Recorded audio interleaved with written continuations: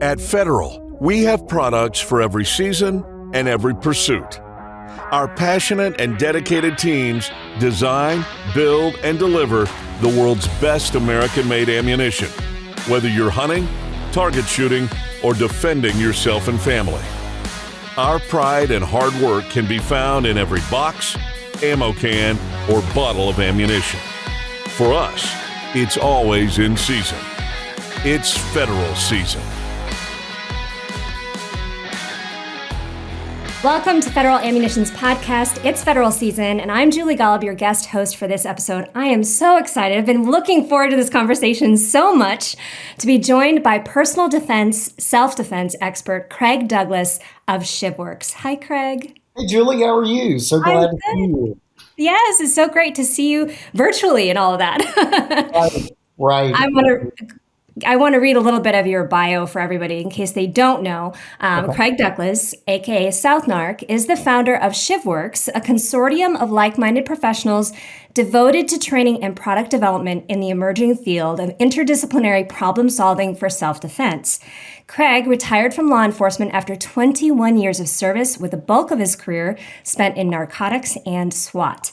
Since 2003, Craig has been teaching globally under the Shivworks brand and has conducted coursework on entangled shooting skills in nearly 40 states and 9 foreign countries. He has taught for federal, state, and local law enforcement agencies and to 3 branches of the United States military. That's quite the bio. Thank you. It's, I stayed busy, since I retired. I'm not really retired. This is a second career. So I'm on the road. I've been on the road a minimum of 40 weeks a year since 2011. Yeah. That's crazy. You must love it. I mean, obviously. I do. I love what I do. I love having my autonomy. I love not suffering employment. I think you understand that. And I work as much as I want to, and I like to work. So it's a gift. That's great. So jumping right into the self-defense aspect of all this, FBI crime statistics state that 1 in 4 of us will be the victim of a violent crime at some point in our lives. And it's safe to say that these statistics are shocking facts, and they emphasize the point that violent crimes can infect anyone at any time, regardless of where they live or where they work. And some of the crimes captured in the statistics include assault, domestic violence, robbery, carjacking, rape, and murder. So with these statistics, obviously, people come to seek out your knowledge and experience because of your background. What do you tell them when they come to a class, if they're thinking about coming to a class and they're on the fence? Sure. Well, the first thing I do is tell them that self-defense is interdisciplinary, and we have to look beyond just a handgun. And you'll hear me say that I like to have people get to the skill level of a USPSA Grandmaster. I like to see them have the hand-to-hand proficiency of a guy that fights in the UFC, and then the verbal agility of a good stand-up comic. And people, when they hear me say that, they're like, huh? And here's the reality of it. Self-defense is interdisciplinary, and a well-placed word or a misplaced word is as potent as a well-placed shot or a misplaced shot. So I think all of this stuff has to work together. And one of the things I try and tell people, you may look at my class and the coursework as an audit. You may find after spending a weekend with me that, maybe you don't need to spend as much time on the range. What you need to do is lose like 30 pounds. Or maybe if you're really fit, but you're socially awkward, maybe what you need to do is go join Toastmasters and learn what it's like to, impromptu address a large group of people, just so you're a little bit more fluid in your delivery and you're not stammering over words or misspeaking and potentially creating problems. So I'm also a real big fan of people who carry guns having a high level of social literacy. So I'm a huge fan of, hey, if you're scared of homeless peoples, or people, maybe what you want to do is go work in a homeless shelter and see what those people are like, or go to an autism camp, so you can look at what those kids are like. But I'm a real big fan of people having high social literacy and high verbal agility if they're going to carry a gun in public space. No, that's a great point. I think a lot of people, when they look at your social media, for example, or they have heard of you, obviously they know of Shivworks and they think more of the entangled shooting skills kind of thing and the hand-to-hand stuff. But you actually dig so much further into all of the realms of self-defense. So what do you tell people who are not expecting that when they come in? They're expecting to just be roughing and toughing it on the ground. Exactly. Well, that's a lot of people, when they make their introductions, they'll say, "Hey, I'm Bill. I know I'm going to get beat up, and I'm just here to hopefully I'll survive." And it's something like that because the only things that typically go on social media are the evolutions. We're validating the content at the end of the day. What they don't see typically on Saturday is the 10 hours and 50 minutes of training that led up to that, or the discussion on Friday night about what criminal assaults look like, how they develop, and all the things that we learn to keep it from getting there. And it's interesting that in the 2.5-day course, Extreme Close Quarter Concepts, the rest of the course really goes back. The rest of the course hammers home just how bad it gets and how important it is that we don't let it get to a rolling around and broken glass, whatever body fluids, horizontal, entangled gunfight, and that's what I like people to reflect on. The course is both a course of instruction and an experience. And it's important that it be an experience, and that's really what makes a lot of fundamental change. My experiences in law enforcement, particularly as an undercover narcotics agent, really is, the genesis of this coursework. I was robbed a total of 9 times in 2 years. So, I understand what crime looks like from the very visceral first person aspect. Right. Wow, that's how much of your background do you think plays into the coursework itself, and then how much of your other areas in life where you're learning the social skills, for example? I mean, I'll tell people all the time, especially when we're talking about trying to talk themselves out of things, I'll say life's a dope deal. And people have wanted me to make that a t-shirt for a long time. Hashtag life's a dope deal. But here it is. A dope deal is really not about buying dope, but it's about selling yourself. So if you can sell yourself, you can buy anything. So, whether that's me, trying to talk to a, high level business guy that I suspect is trafficking in people, to, corner boy, selling $20 rocks of crack cocaine. I mean, I dealt with a wide strata of people involved in various criminal activity, and you had to shift and adapt for every one of those, novel niche places like cars where we don't typically train.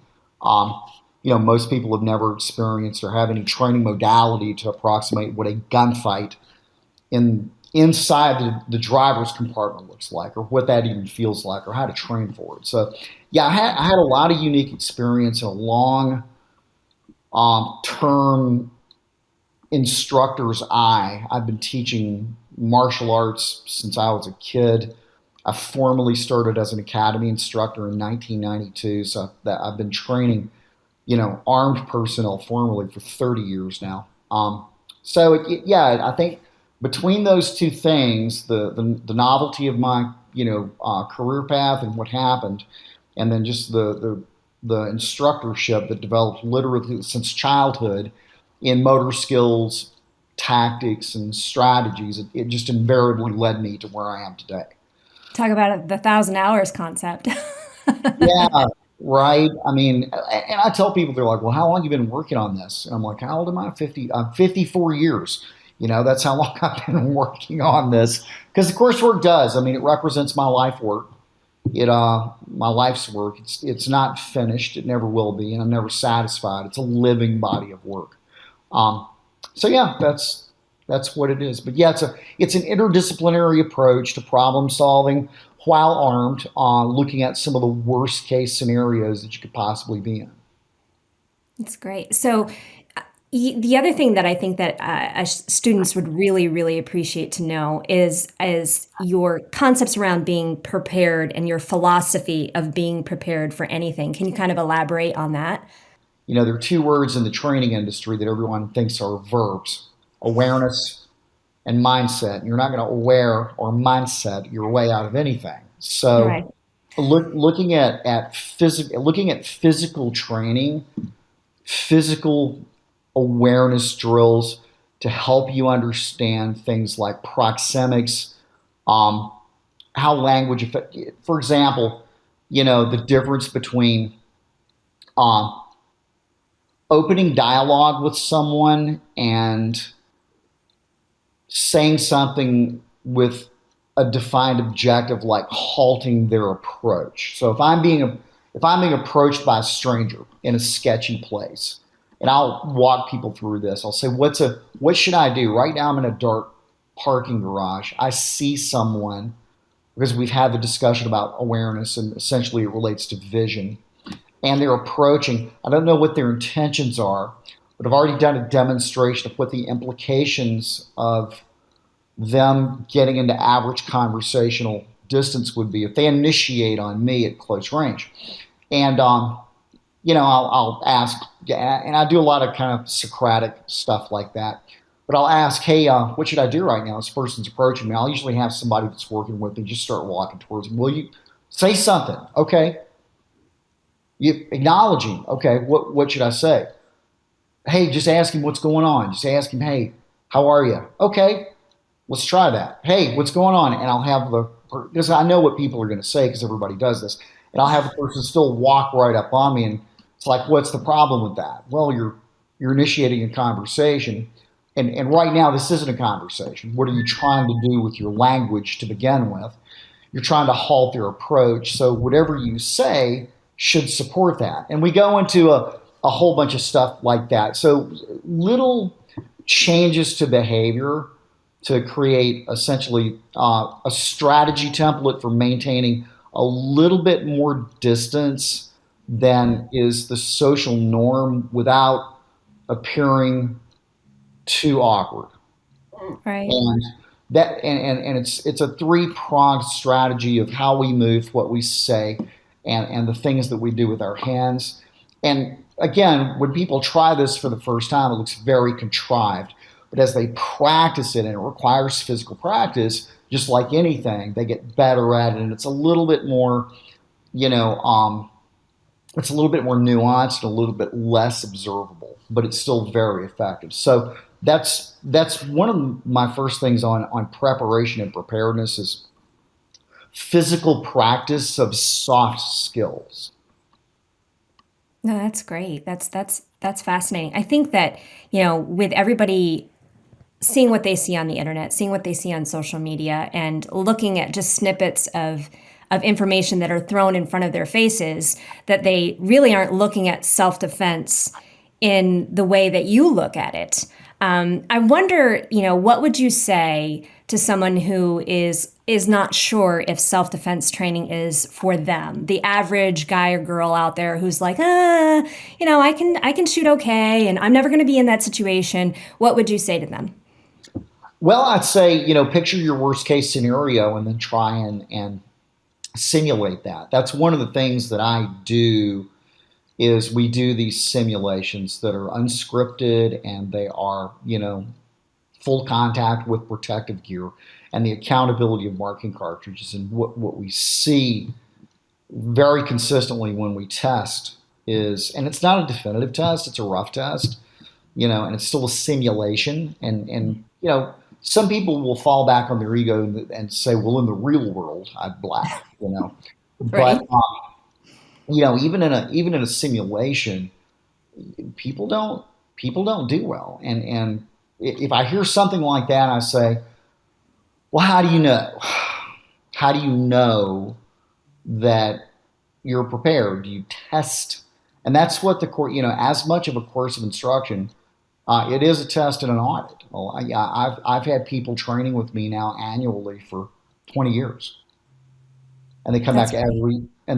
every year. I mean, probably half of the people that come into classes are alumni.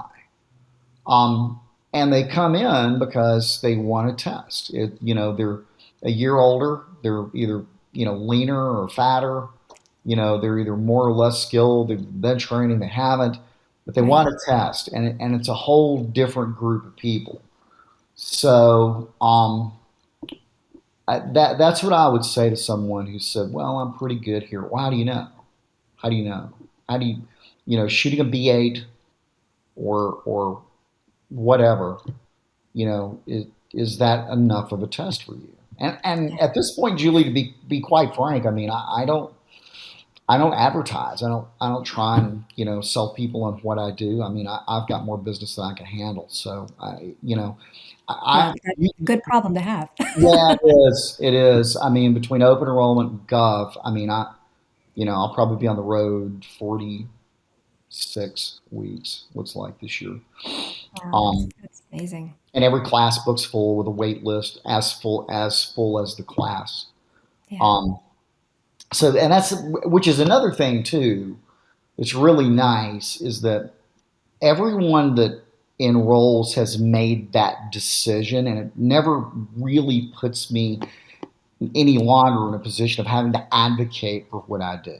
Right. Which is somebody needs to do that. I'm just not. I'm just not there anymore.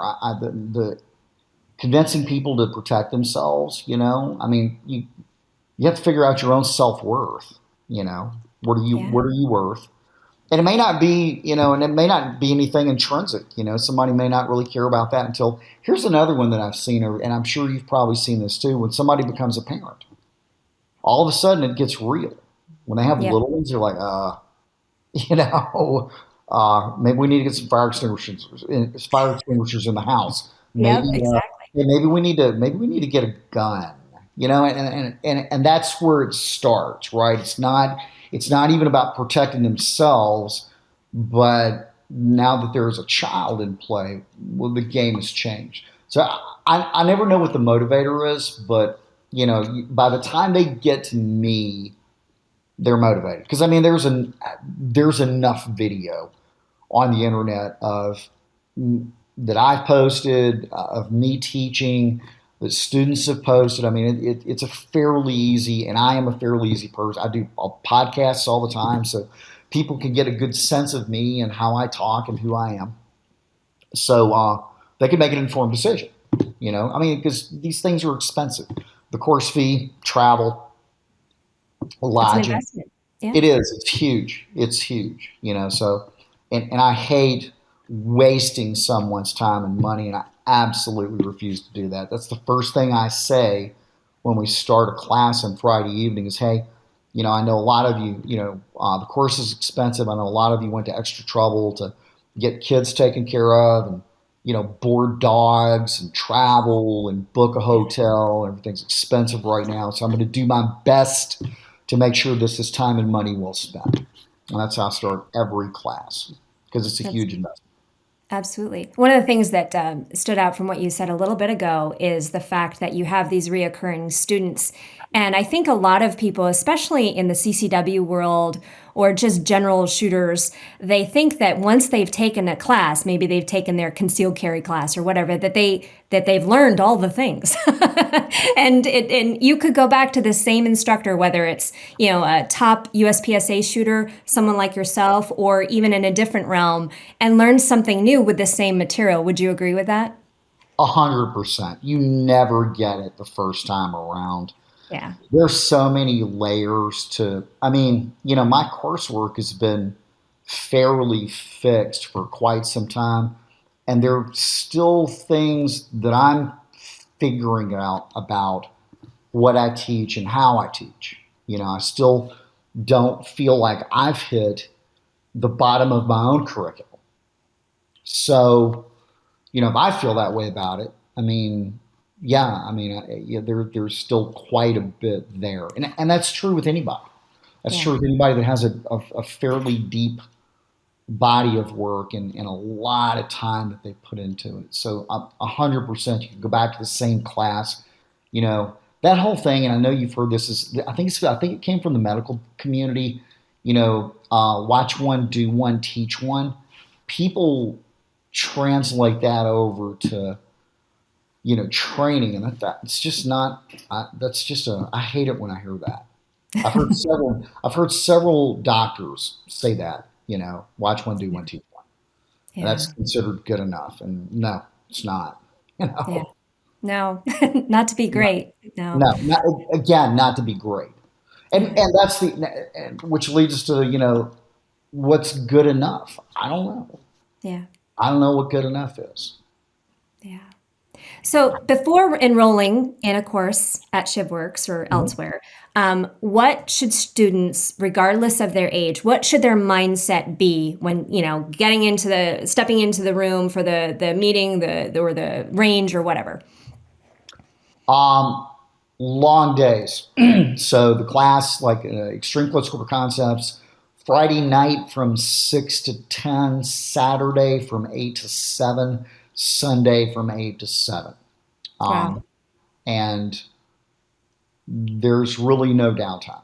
You're busy the whole time. And the latter part of the 2 full days from, because I usually finish up with the live fire in like 3 hours, roughly. And it's a low round count course too. It's 220 rounds. I tell people extreme close quarter concepts is not about me teaching you how to shoot, but adapt shooting to very specific niche problems, entanglement, crowded, and confined space. And it's very dialed into that. I'm not there to diagnose your marksmanship or your gun handling or make you a better orthodox shooter. That's not what I do. There are Right. people that do that way better than me, you included. So, um, yeah, so that takes about 3 hours on each day. We'll do a hard hour, absolutely no more. And then the next 7, 12 to 7, that's spent learning a base of wrestling and jujitsu that goes into application of the pistol, standing and grounded, and ends with the validation exercise where we put on the helmets, the gloves, punch each other in the face, shoot each other with T guns and stuff like that. So it's a hard grind Yeah. of 7 hours of work and testing at the end of the day. It's scalable, and I don't expect uh, you know 50-year-old mom to do what a 25-year-old BJJ freak does, right? Brazilian jiu-jitsu guy. Right. And the oldest guy I've had do the coursework was 74, Oh, wow. and he gave just as good as he took. That dude was tough. He So really. I wonder, like, you're seeing this range of age, possibly even disability, and also women. I mean, the idea of, for many women, to go to a course where someone's actually going to touch them or hit them or grapple with them is kind of terrifying. What would you say to them? It's interesting. I usually get 2 or 3 girls per class. The most I've had in one class of 20 were 7. Oh, wow. That's serious. What's interesting too is most of them have a fairly serious assault in their background. Most of them. A Hmm. lot of them have been through self defense training deep down that they knew didn't work and they knew was fake, and they were angry in the aftermath, and Yeah. they've told me, they said, this looked like, I watched videos of the evolutions. That's what we call the validation exercise at the end of the day. And it looked like what happened to me, and it scared me, and it brought this reaction about. So I figured this is where I needed to go. And if I break down in tears and I need a break, I hope you guys are okay with that. And we absolutely are. And that happens all the time. So not only with women, it's probably not probably, it is more common to see them as victims that come into the course. But I mean, we get guys who have a fairly severe, authentic reaction to the training. It's very visceral. It is. It's difficult. Nobody wears a cape. All Shivworks coursework fundamentally is a very, very public exercise in vulnerability. Yeah. And that's the price of admission. And um, you're either okay with that or you're not. And if Right. you are, and you hear, you know, you do your due diligence and you think, okay, well, he seems like a safe guy to go experience that with, then we can get him through it. I mean, I've cried my eyes out with plenty of people, man, just hearing their stories in the Yeah. aftermath. It's very cathartic in a lot of ways. And rewarding too that you're there to help them in the future as well. Yeah, absolutely. We have a huge support network. You know, when somebody, it's interesting when somebody, makes that awful sound, when somebody just sinks their weight on their chest, and they feel that gun being torn out of their hands, and that helpless sound. Everybody, no one giggles at that sound, because everybody, the alumni especially, they've all been there. Yeah. They've all been there. And Yeah. part of my job is making the wheels come off somehow, some way for everybody. So, and that's what I do. And very well. With the surge of new gun owners out there, how important is it for them to have the basics of self-defense regarding handgun usage in that worst case scenario? Because we're seeing a lot of people will just go to the range and maybe shoot at a bullseye style target, maybe hit something that's 8 inches at 4 or 5 yards and call it a day. But what would you say to those new gun owners out there? I would say that a firearm is an incredibly effective problem solving tool in a very narrow window of problems. And what's interesting, when we do a full spectrum exercise and everybody has a turn, that it's usually a 3-person exercise, where I'll have one person approach the CCW holder, and I'm holding back a second person, and I choose whether to or not release them, and it can go anywhere it can go. Sometimes I will call the evolution without a gun being drawn or a shot being fired. Sometimes it'll be a fist fight where there is no gun presented because a gun didn't need to get presented. Sometimes people will draw preemptively before there's any physical contact. Sometimes there will be a gun drawn after physical contact. Sometimes guns are drawn and fired when they shouldn't be. Sometimes they are never drawn when they should be, and they're late. Sometimes we send that second person in, and that person is allowed to be part of the CCW's solution or part of the problem, or they can just be co-located. So, but what's interesting is when we run these scenarios, I'll typically ask everyone at the end, so they've just watched 20 simulations. It takes me about 3 hours and 15 minutes to run on average. I'll say, look, and I'll go through all those things that happened, and I'll ask them, in how many of these scenarios was marksmanship a factor in a definitive win or a definitive loss? And now correlate that to how much time you spend on the range. When you need it, okay? But Yes.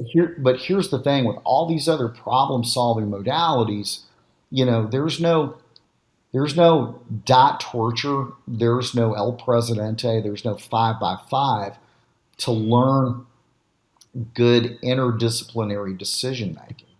And I Right. tell people, look, if you think shooting colored squares, circles, and rectangles with numbers in them is decision making against a living, breathing, thinking human being with an opposing will and possibly malevolent and intent in a scenario that's ambiguous. No, you need people for that. You need people to learn that skill. So um, that's what I would tell people is that look, if you're gonna take the responsibility of carrying a gun in public space, the onus on you is to be as proficient as your lifestyle allows you to be proficient as far as time, but your proficiency in all these other problem solving modalities, there should be parity. I mean, if you're going to carry a gun, you should be physically fit enough to retain a gun. And you should be able to talk your way more than ever out of confrontations and have the social literacy and verbal agility to do so. And I understand that, the gun is the great equalizer fundamentally, and it does give an advantage to people who are physically smaller and weaker and older. Okay. That's, Fact. Yeah. why it fundamentally it is the great equalizer. But more and more, I think, and you'd probably agree, Julie, that's really not.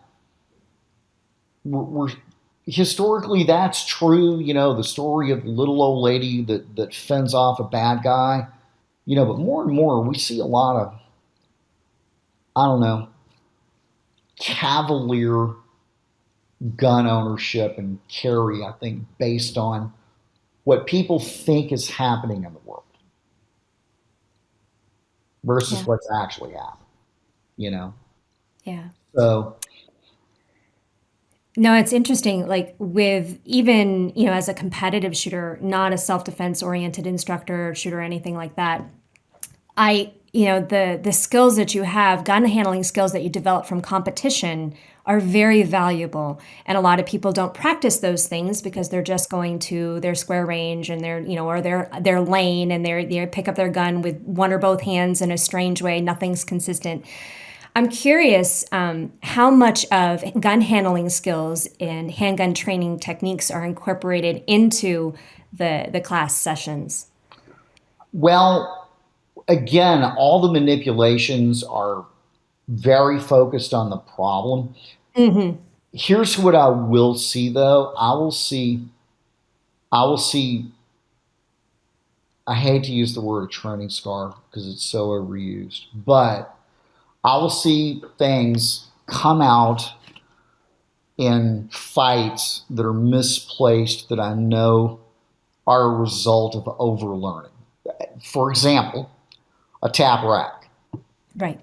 Endlessly, how many times do we see people just really spending a lot of time on tap rack? Well, I will see a person exit a clinch or work their way out of a ground fight with a sim gun, click, look at the gun and sit there and endlessly, in the meantime, the person, recovers, is beating them, taking their back, and then it turns into this, and they're still trying to do this versus fight for position. I call it a metronome because that's kind of what they're like, tick, tick, tick, tick, tick, tick, tick, like a metronome going back and forth because they're so locked into that cycle. If I could just get the gun, it's not a gun problem anymore. It's a positional problem now. It's a I don't have initiative problem.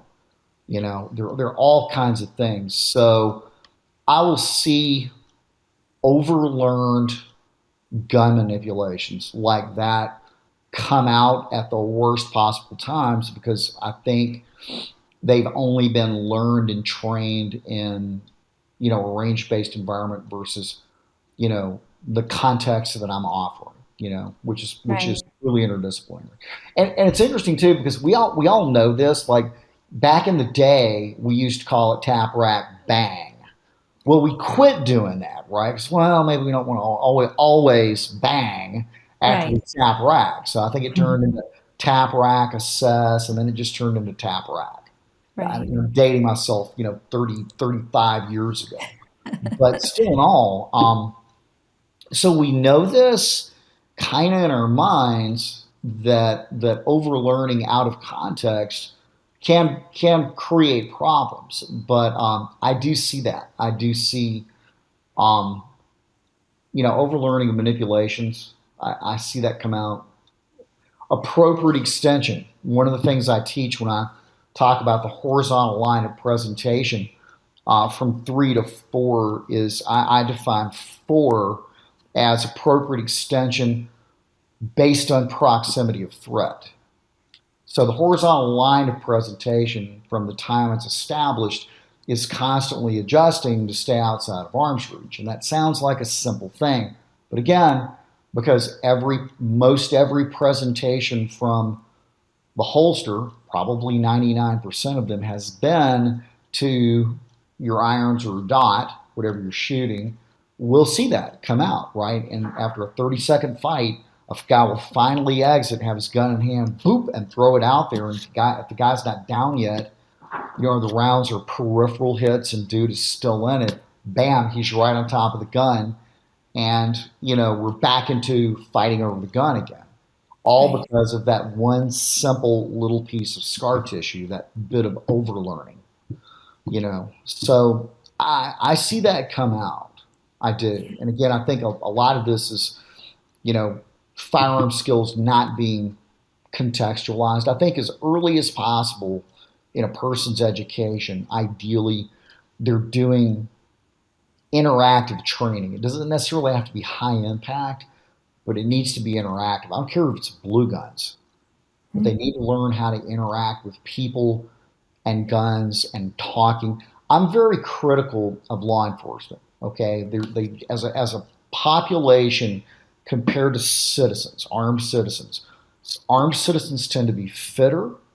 Armed citizens tend to be better shooters. Okay, however, most cops manage chaos and talk while armed better than any other population because that's what they do every day, and they deal with a wide variety of people with all kinds of problems. So I don't see citizens with that skill, the chaos management skill while armed, thing.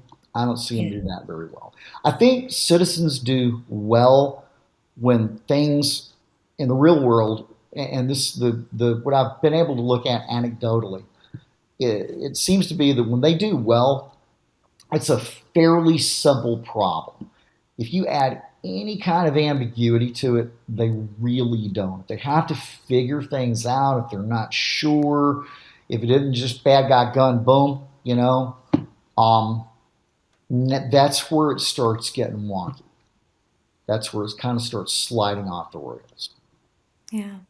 Still, obviously the handgun is an incredible tool for self-defense, and you should train with it, obviously. Even if you're doing a few tap racks every now and again. Absolutely. It's just, and it leads down to a rabbit hole, right? It's like, okay, well, Craig's telling me I have to do all this other stuff now. And Speaking of other stuff, let's talk about knives specifically, because this is another area that you are extremely knowledgeable in, especially with these entangled situations. Can you talk about the role of a good knife in a fight? Yeah, fundamentally, knives are the worst physiological incapacitators we can carry. What they do is they come out when we can't get to a gun. We're not carrying a gun. We've lost our gun that got tipped out of the holster in a fight. But knives make space. So I have a binary end state that I teach as far as what you're trying to accomplish with a blade. Essentially, what a blade does is get someone off you, and then it keeps them off of you.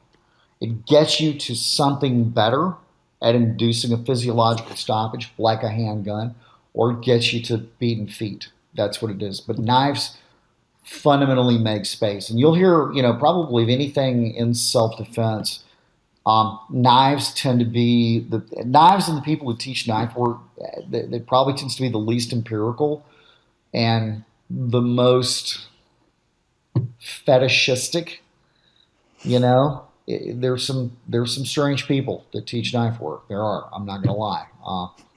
So I would be one of them. But still in all, you'll hear it's all over the map as far as what people recommend you do with knives. You'll hear people say, "Hey, if you hit a spot on the human body the size of a quarter, you'll induce a predictable physiological effect." Others say, "Hey, the best way to use this is exsanguination, bleeding a guy out, so you target blood vessels." Other people say pain.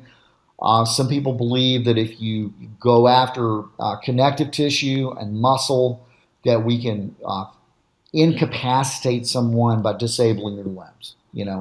And here's the thing: all those things can work, and all those things can fail.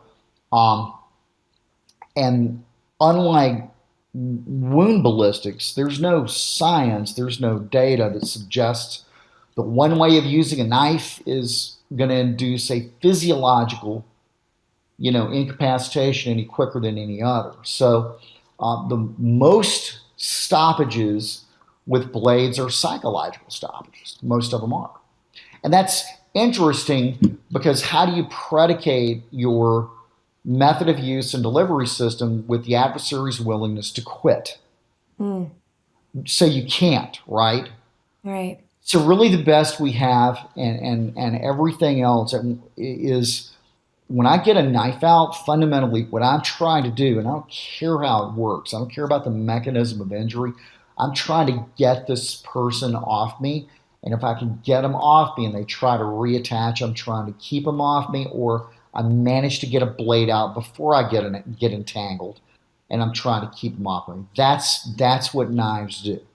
It's a very narrow, again, like a handgun. To me, it's a very narrow, range of problems that a knife solves. That being said, when you need it, you need it. And the knives that I've designed, you can get those out when you can't get anything else out. Right. You're not going to be Yeah, able to you're get them sitting there out. flipping with your Swiss Army in a Not situation. exactly. I Yeah. mean, the clinch pick, which is probably the best selling blade. It's been in production 20 years now. But the clinch pick came out of a fight I had in a car over a gun, where I got wedged into the B pillar with a guy's body weight on top of him. He couldn't get to my pistol. Didn't have good enough jujitsu really at the time.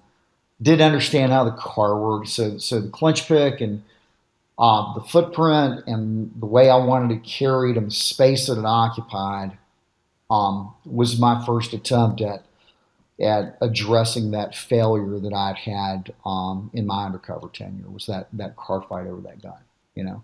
So lost a little Yeah. hearing in this ear, but got lucky and the round didn't hit me. So Yeah. Well, what a genesis of everything that you've been able to build on, from the martial arts to the experiences that you've had working as in law enforcement into being an instructor today. This has been an amazing conversation. I've learned a lot. yeah, Before we go, I want to know if you have any specific recommendations out there for those who are specifically learning how to take the step into the cold water of learning personal and self-defense. I think the first step, if you have a family, is to have a discussion with them about it. That's what I would do first. And if you're single, you know, I think you need to ask yourself, is is this something that is fixed, or do I want to make this a lifestyle? And if so, how much? Because we all know those people who buy guns, and I'll make the fire extinguisher analogy again. They buy a gun, and like the fire extinguisher in the house, they put it up and kind of forget about it and may not even know where it is if they need it. Every now and then they'll look inside the pantry and see it. So there's that person, and then there's the person who wants to occasionally carry when they think they'll need it, and so they go through a CCW class and may occasionally carry, and then You get the lifestyle people who do carry on a regular basis but don't do the training beyond CCW, and then you get those people that get into it. I would say, whatever degree that you want to engage in this, just make sure that your only way to solve problems is not with a gun. That's what I would tell people, that a gun, it's not a rabbit's foot, it's not a totem, it's not going to ward off evil spirits, and again, the onus is on you as much as you can. If you're gonna buy a gun and keep it in your house, well, you probably need to look at the locks on your doors. Can I kick your front door in and take whatever you have, including that gun? So there's a lot of responsibility that goes with a gun that's on the individual, and are you willing to incur that responsibility? To me, owning a gun is no different than owning a dog. I mean, really, if you make it, I mean, it's not sentient and living, but if we applied the same thing, that same level of care, and thought about that, if you really thought about that, all of a sudden, okay, now there's a whole bunch of things that come with the ownership of that animal, and there are a whole bunch of other things that come with the ownership of, a gun besides just the gun and having it. So that's what I would say to people. No, that's great. So responsibility, philosophy, hand to hand, a little bit of everything, some style. I was just saying, we did talk about, fine menswear and craft cocktails. So we'll have to do that the next time. Absolutely. But no, this has been such a joy. And I think our listeners are going to really see a lot of value in this. Really appreciate you coming on.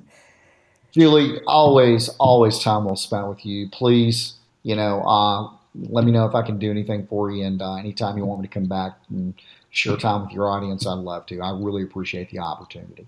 Oh, thank you so much. It's a legacy 100 years in the making, where American ingenuity met a trailblazing spirit. Hard work united with patriotism. Technology blended with new ideas. Right here in Anoka, Minnesota. Born in 1922, made in America, proud to be the best. A century of innovation, and we're just getting warmed up. Welcome back to It's Federal Season and our technology segment, Tech Talk. Welcome back, and pleased to be joined by Mike Holm, Federal's Product Director for Handgun Ammunition. Hey, Mike, how are you? Very good. Thanks. Good to talk to you, Julie. Oh, I'm excited because this is an exciting time with a new caliber and everything. We just finished chatting with Craig Douglas about the importance of self-defense, and what a great way to segue into Federal's new .30 Super Carry, obviously.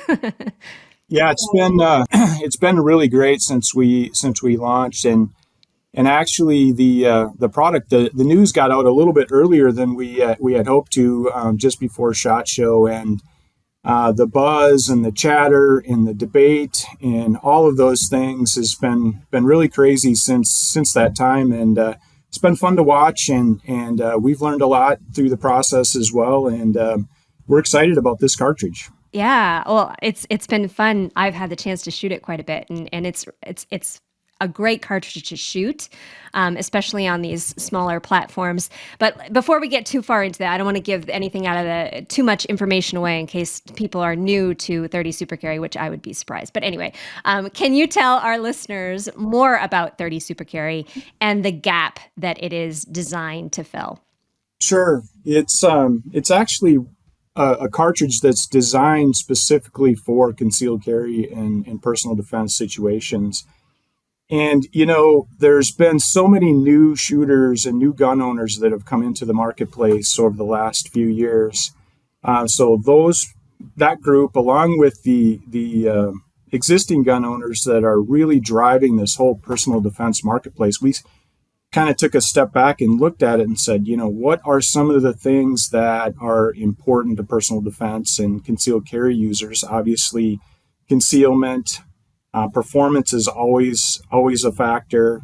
And then, having capacity and more rounds with you when you're out and about. So we looked at the existing, cartridges that are out there, and we saw 380 had its advantages, and 9mm, of course, is the dominant player in the whole thing. And we said, there's just a huge gap right there between those two. So is there